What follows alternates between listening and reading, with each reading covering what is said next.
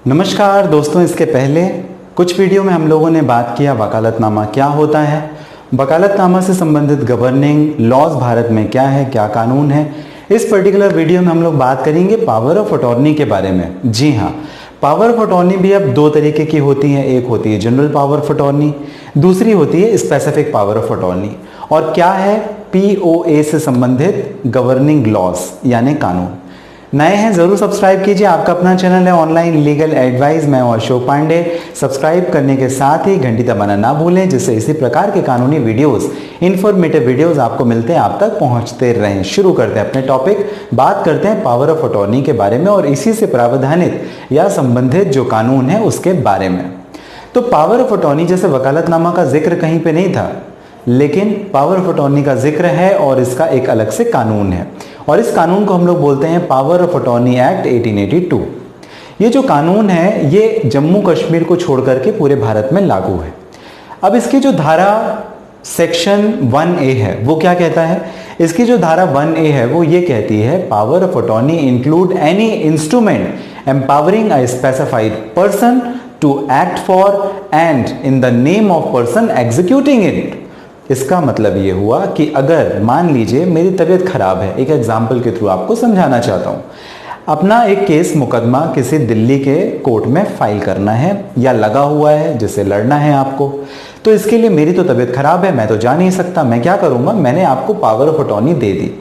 अब मेरे on behalf आप लॉयर को एंगेज कर सकते हैं, लॉयर के साथ मिलकर केस को कॉन्टेस्ट कर सकते हैं, एविडेंस जो भी लगेंगे वो एविडेंस कोर्ट के सामने दे सकते हैं, या कुछ और जवाब सवाल अगर कोर्ट आपसे करना चाहे या वकील करना चाहे तो आप एम्पावर्ड हैं कि आप मुझसे जो पावर ऑफ अटॉर्नी ली है उसके दम पे आप ये काम कर सकें। एक दूसरा एग्जाम्पल समझते हैं।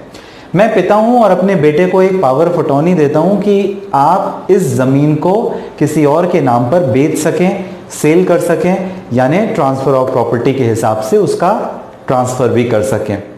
तो आपको जो मैंने पावर ऑफ अटॉर्नी दी है वो स्पेसिफिक पावर ऑफ अटॉर्नी दी है जिसमें मैंने आपको ये पावर दिया है। जनरल पावर ऑफ अटॉर्नी क्या होती है, जनरल पावर ऑफ अटॉर्नी कुछ जनरल पर्पस के लिए होती है, specific power of attorney specific purpose के लिए होती है। स्पेसिफिक पर्पस जैसे मैंने आपको बताया, कोर्ट मतलब कोर्ट, कोर्ट के अलावा उस किसी डॉक्यूमेंट को कहीं और इस्तेमाल नहीं कर सकेंगे। जनरल पावर ऑफ अटॉर्नी क्या है, आप कोर्ट के लिए भी इस्तेमाल कर लें, उसमें क्लॉजेस में आपको मेंशन करना पड़ता है, लिखना पड़ता है, आप कोर्ट के लिए भी इस्तेमाल कर लें। ज़मीन जायदाद कुछ लेनी, खरीदनी, बेचनी है, आप उसके लिए भी कर लें। किसी ऑर्गेनाइजेशन, बिजनेस या फर्म को ऑपरेट कर रहे हैं या रन कर रहे हैं, आपने अगर अथॉरिटी ले ली हुई है प्रिंसिपल से, तो प्रिंसिपल के ऑन बिहाफ आप एक्ट भी कर सकते हैं। तो ये जनरल पावर ऑफ अटॉर्नी हो गई। तो ये डिफरेंस होता है सेक्शन 1A, जो कि मैंने आपको बताया power of attorney act of 1882 के हिसाब से डेफिनेशन। अब जरा बात करते हैं, कोई भी अथॉरिटी या कोई भी पर्सन एक्ट कर सकता है, ऑर्गेनाइजेशन के बिहाफ में रिप्रेजेंट कर सकता है गवर्निंग लॉज के हिसाब से कोर्ट में, कोर्ट के अलावा की भी जहां पे भी जुरिस्डिक्शन या जिस पर्पस के लिए पीओए बनाया गया है, पावर ऑफ अटॉर्नी बनाया गया है, उस पर्पस के ऑन बिहाफ एक्ट कर सकता है। अब इसकी वैलिडिटी के ऊपर हम लोग बात करते हैं। जनरली इसकी कोई वैलिडिटी नहीं होती। जैसे मान लीजिए मैंने एक पावर ऑफ अटॉर्नी आपके नाम पे एग्जीक्यूट की कि मान लीजिए एक केस है जो दिल्ली में चल रहा था, आप इस केस को लड़ेंगे, तो अब केस तो 1 साल या 3 साल या 5 साल कभी तक भी चल सकता है, फिर हाई कोर्ट भी जाएगा, फिर हो सकता है सुप्रीम कोर्ट पहुंच जाए।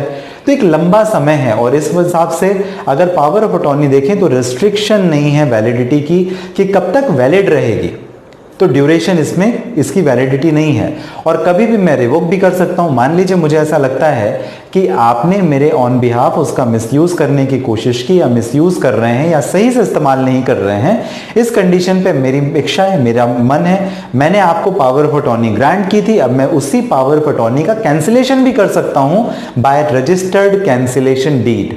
मैं रिपीट कर रहा हूं अपने शब्दों को, बाय रजिस्टर्ड कैंसिलेशन डीड। अगर आपने किसी के नाम पे पावर ऑफ अटॉर्नी दी है तो अपने आप वो खत्म नहीं होती है, आपको अगर खत्म करना है जो भी ग्रांटर होगा वो रिवोक कर सकता है, खत्म कर सकता है, समाप्त कर सकता है बाय रजिस्टर्ड कैंसिलेशन डीड के हिसाब से। एक दूसरा कानून है जहां पीओए का पावर ऑफ अटॉर्नी का बहुत इस्तेमाल होता है और इसमें general power of attorney, specific power of attorney दोनों का इस्तेमाल किया जाता है और ये कानून है इंडियन कॉन्ट्रैक्ट एक्ट 1872। धारा 202 की बात करते हैं। इसमें क्या है कि किसी भी एजेंसी को इंटरेस्ट के हिसाब से जो भी कॉन्ट्रैक्ट हुआ, टर्मिनेशन, या आप समझें कि बहुत ज़्यादा ज़रूरत पड़ती है। मान लीजिए मैं कंपनी का ओनर हूँ, मेरे ऑन बिहाफ बहुत सारी चीज़ों को एग्जीक्यूट करना है, तो मैं क्या करूँगा? सारी चीज़ें खुद ही तो मैं नहीं कर सकता।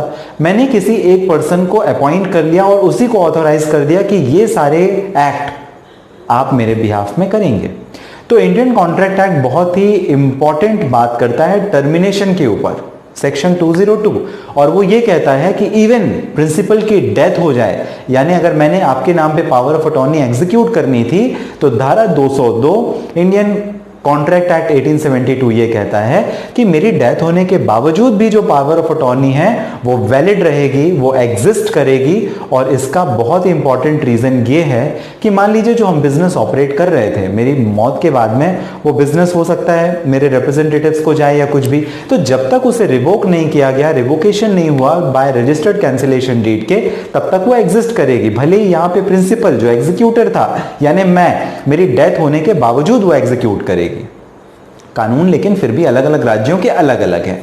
जैसे फॉर एग्जांपल हम लोग ले लेते हैं एक इंपॉर्टेंट तमिलनाडु का एग्जांपल।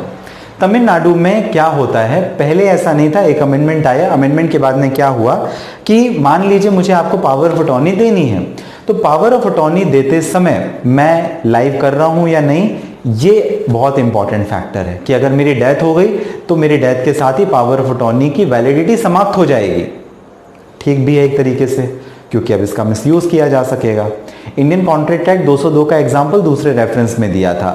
जनरली ऐसा ही होता है कि प्रिंसिपल की डेथ के बाद उसका एग्जीक्यूशन नहीं होता, और यही तमिलनाडु का मैं आपको एग्जाम्पल दे रहा हूं कि वैलिडिटी खत्म हो जाएगी जैसे प्रिंसिपल की डेथ हुई।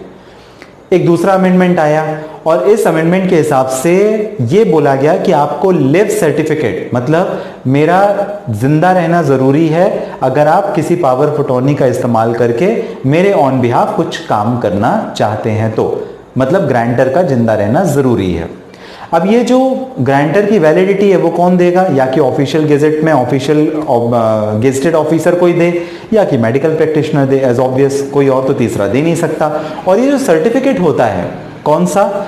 मेडिकल प्रैक्टिशनर से या गेजेटेड ऑफिसर से लिया हुआ सर्टिफिकेट, लाइफ सर्टिफिकेट जो हम लोग कहते हैं, ये सर्टिफिकेट की वैलिडिटी 30 दिन तक होगी। ऐसा ही एक अमेंडमेंट गुजरात में हुआ 2018 में, तो इस अमेंडमेंट बिल में भी ऐसे कुछ प्रावधान किए गए। राज्य बना सकेगी और रजिस्ट्रार उसको एग्जीक्यूट करेंगे। राज्य बना सकेगी ऐसे नियम जो कि जरूरी रहें समय परिस्थितियों के हिसाब से।